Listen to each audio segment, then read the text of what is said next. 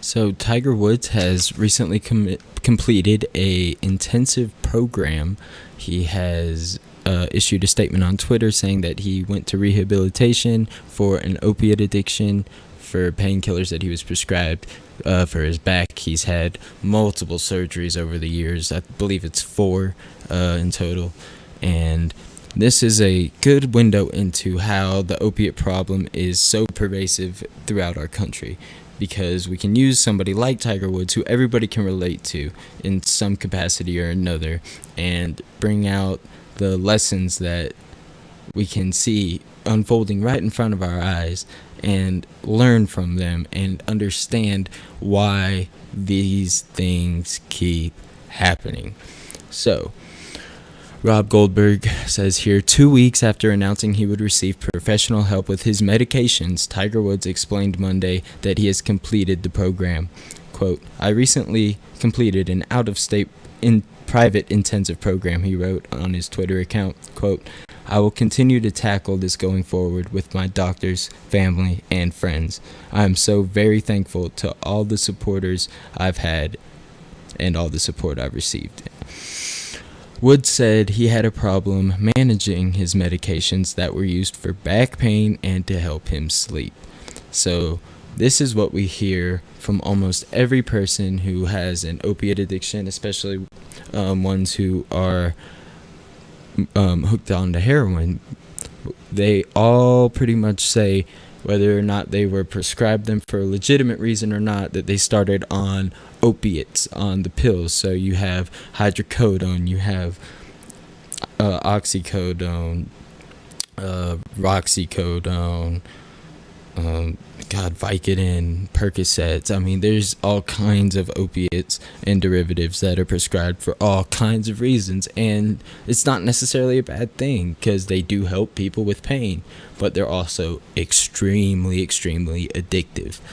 So somebody can get a prescription for a legitimate reason, like somebody who has back surgery, which is an extremely painful condition or procedure to undergo, and then you have all of your nerves running through your spine that can get pinched, that can get severely inflamed or cut off, and this can lead to terrible, terrible, terrible discomfort.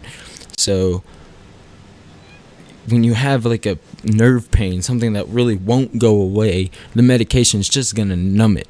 It's not really going to address the problem. You understand? So this is how people end up relying on their medication, whether or not they use it because they feel like they physically have to, because some people can get addicted like that, like within a week. Some people can take it and be fine, never get addicted to it. But for the majority of people who take it for an extended period of time, they're gonna find themselves addicted to them to some capacity because of how highly addictive they are and how they make these connections in your brain that bind to your neuroreceptors, and then when they're no longer there, your brain is going to freak out and send your body all of these signals that it's missing something.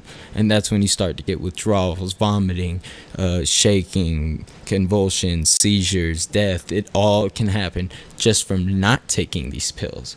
So when somebody has an opiate addiction and it's bad, they literally need to get their opiates, or they're gonna go through these terrible, terrible withdrawals. That's why the methadone clinics, while there may be some problems with them, sure, they're overall a good thing. They allow people to come off of heroin and be able to use a safer drug in a sterile, clean environment run by medical professionals who are there to help them kick this addiction. And it's such a valuable resource in the cities where, especially cities where there's a higher rate of drug use. This is more common in, of course, urban, poor populations. So it just really affects the people who already have it the worst, the hardest. But this is also affecting white America. It's also affecting celebrities. It's affecting everybody. And that's why it's been brought up as such a big deal, especially in this campaign for presidency. It was a big talking point. It still is among a lot of potential candidates. So, Tiger Woods, he's always been a favorite golfer of mine. I'm into golf myself. I'm into a lot of sports, but Tiger Woods, man, he was definitely the guy to watch growing up. I actually remember watching him on the 17th hole at Augusta on that at my grandma's house when the ball goes up to the hole after he chips it and stops right there on the lip and then falls in. And the guy was amazing to watch. He won 14 majors. I think the only person who's even gonna come close to getting that many major wins within the time he did would be maybe like Jordan Spieth. But I'm going off topic here. You guys don't care about golf. We probably don't care about politics that much either, which you should care about both. So just in wrapping this up, various issues have kept Tiger away from golf over the past few years, and he's appeared in only 3 events since the start of 2016. His last competitive round came in the Omega Dubai Desert Classic in February 2017, although he was later forced to withdraw due to back pain.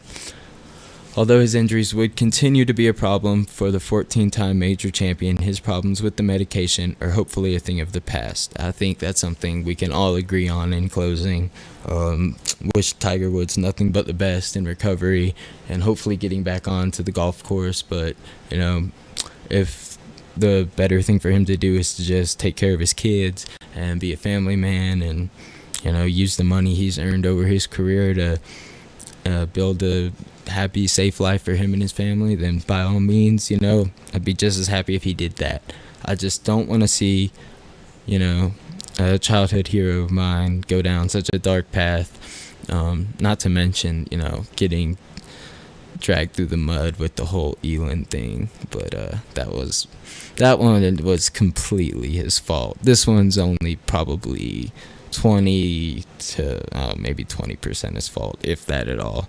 Because you can't really blame people for getting addicted to one of the highest addictive drugs you can take. It's just not fair. So I'm going to shut the fuck up. Thanks for watching. If you like what I do, like, comment, or subscribe.